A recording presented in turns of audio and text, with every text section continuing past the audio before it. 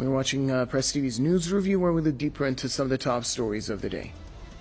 In this edition of the program, the U.S. president has accused his Russian counterpart of seeking to disrupt the 2022 congressional elections by spreading what he called misinformation. Joe Biden said what Vladimir Putin is doing amounts to a pure violation of the United States sovereignty.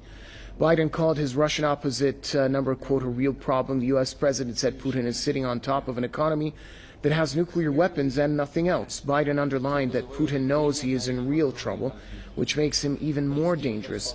This comes as Putin had already been accused of interfering in the 2016 U.S. election in favor of former President Donald Trump, a charge that Moscow denies.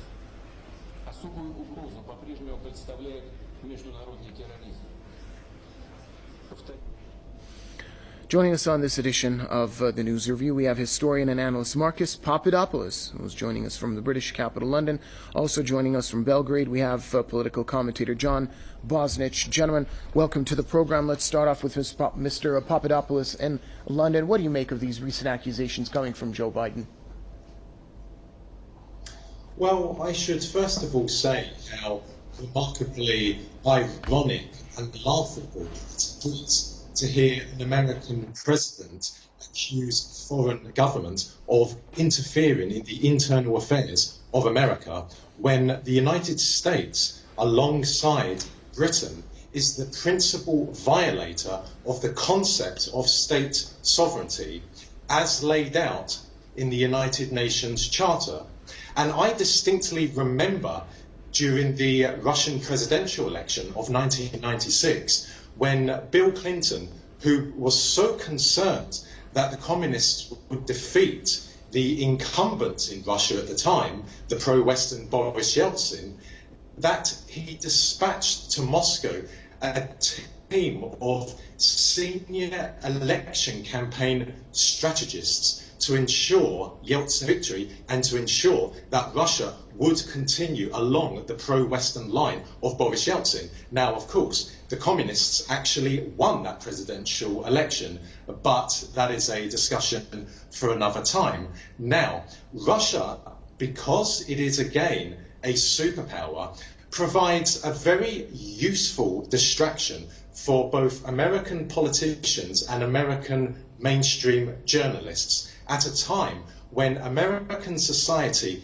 is in a truly diabolical state, mainly because of how neoliberal values, or what is more commonly known as woke, for instance BLM, has been imposed on American society. Values such as Hollywood values, which extol debauchery, such as drug taking and promiscuity and violence, and also values which extol hatred of religion, principally Christianity, but also Islam. So by Joe Biden accusing Russia of preparing to interfere in next year's elections in America, that is simply another way of the White House attempting to distract American public opinion away from the deplorable state that American society finds itself in and onto Russia. Mr. Bosnich, I saw you nodding there. Give us your thoughts on what's going on. Joe Biden, he said that Vladimir Putin is what Russia is doing amounts to a pure violation of the United States sovereignty. Is Washington one to speak about violating sovereignty of other countries? Well, first of all, it's a pleasure to hear Marcus Papadopoulos speaking on this subject. I've read his work and I believe he's right on the mark. When we start hearing American sitting presidents describing freedom of speech as a disruption of U.S. sovereignty, what that really means is it's a disruption of the political duopoly. In other words, the two-party system. Two parties which are essentially outside of America identical. They bomb the same way, they attack the same way, they invade other countries the same way. And so an external voice, a voice other than one in favor of the war empire, is considered the biggest possible threat to the U.S. system. We typically call it a Tweedledee, Tweedledum system, in which both of the parties in the United States have the same external goals, no matter how they might have marginal differences inside the United States. Further, when we talk about freedom of speech violating U.S. sovereignty, then what Biden is doing is he is redefining U.S. sovereignty as U.S. slavery. In other words, slavery over the people's access to other points of view. The enslavement of the American mind via the media monopoly. In the United States, and many foreign visitors come to America and they're shocked when they find out that they can have 150 or 250 television stations that they can watch. But the shock becomes dismay when they realize that no matter how you spin the dial, every channel is saying the same thing, identically using the exact same words. So what Biden is telling us, and this is the best bellwether that you can get, the best indicator you can find, is that Putin's exercise of freedom of speech is disrupting the American system's media monopoly and brainwashing of its own citizens.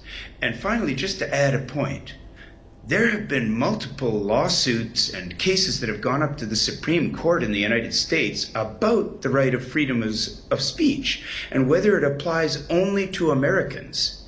And the rulings have uniformly said that it does not. And I'll just give you a quote here. Congress may make no law abridging the freedom of speech or of the press. So, and furthermore, to quote the U.S. Constitution, no person can be deprived of these liberties. And it does not say no citizen, and it does not say no American. It says no person. And as far as I know, at the last check I made, Vladimir Putin is a person. And his right to comment on the U.S. system is protected by the U.S. Constitution. So, unfortunately, it looks like President Biden has got to either watch Russian television or Iranian PressTV to learn what his own constitution says. Marcus Papadopoulos, back to you. The U.S. president, he said that Putin, quote, is sitting on top of an economy that has nuclear weapons and nothing else. And also underlined in continuation of those comments that Putin knows that he's in trouble, which makes him even more dangerous. Unpack those comments for us, please. I would say, in short, that accusation of Joe Biden against the economy of the Russian Federation is nothing but preposterous nonsense. Russia is, again, a superpower. How has Russia resurrected its lost superpower status? Because of the Russian economy. It is true, the Russian economy needs to diversify. Nonetheless, the fact that Russia has been able to prosecute a war against Wahhabist terrorism in Syria, thousands of miles away from the Russian Federation, and to have prosecuted it so astonishingly successfully demonstrates that in its 6th year now, which is how long the Russian military have been fighting against Wahhabist terrorists in Syria for, demonstrates how robust the Russian economy is. Because if the Russian economy of today was the Russian economy of the 1990s under Boris Yeltsin, then it would have been simply impossible for Russia to have prosecuted a war in Syria. Let us not forget, under Boris Yeltsin, during the Victory Day parades in Russia on May the 9th, the Russian army could not afford to deploy its tanks on Red Square.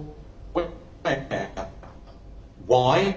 because it could not afford. It is extremely robust. It has withstood severe sanctions imposed on it by America and the European Union as a result of the crisis in Ukraine, which was caused by the West. Alongside that, Russia is prosecuting a very successful war against Wahhabist terrorists in Syria. Those two examples alone demonstrate how Joe Biden's comments about the Russian economy really are absolutely absurd. They are absurd.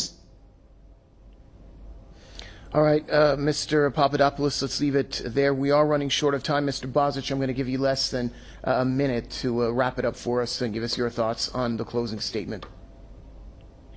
Well, once again, this is a case of theater of the absurd. Not only does Russia have nuclear weapons, of course, to protect itself from NATO and a big alliance, the alliance that bombed Serbia illegally, but Russia has the world's second largest oil and gas reserves. Russia has the world's largest forests. Russia has a vibrant agricultural sector. I'm just reading from a list here now. Russia has a booming mining sector. Russia's IT sector is what is causing the Americans to be so unhappy, because the IT sector is promoting information that the Americans would like to block. And we've, of course, got the Russian aviation sector, which is producing fighter jets that compete with fighter jets that cost 10 times more from the American side. And finally, if we get back to the American big three car industry, I can tell you that the American president was very, very jealous of the limousine that Russian President Putin produced with the Russian car company Aurus. Okay, let's leave it there. Thanks to historian and analyst Marcus Papadopoulos joining us from London. Also, special thanks to political commentator John Bozic speaking to us from Belgrade. And with that, it brings us to an end here on this edition of the News Review. But thanks for watching, everybody.